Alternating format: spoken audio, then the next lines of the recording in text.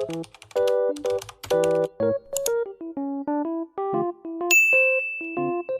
could stay out late till the sun sets past 8, and the cotton candy haze mirrors the warmth of your gaze.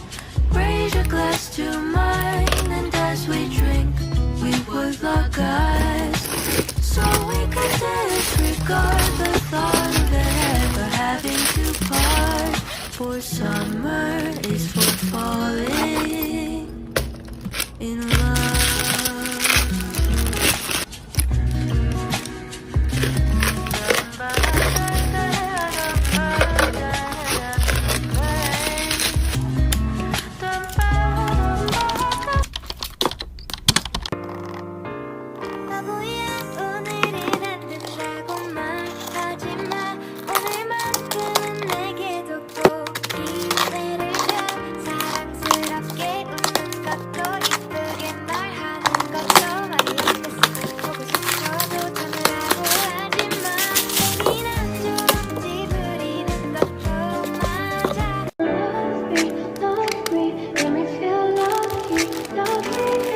Anh đã xây đắm trong nơi đâu và muốn tỏ ra là mình ngầu, không muốn em rơi dần sâu. Anh cùng em vào ngủ đêm thâu, chỉ còn em với em mình ghen. Em đẹp tự nhiên nên không cần thêm, và em ơi cho anh làm quen.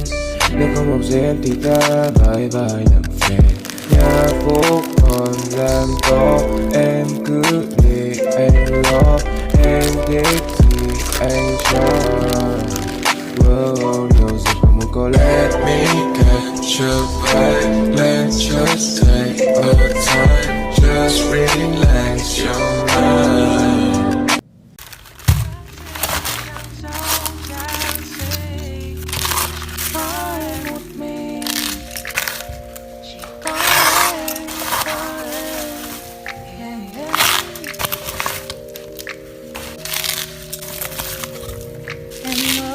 Mình đắn tay, thế nhưng mình nắm một chiếc sao đang bay theo những chiếc hôn ngọt ngào.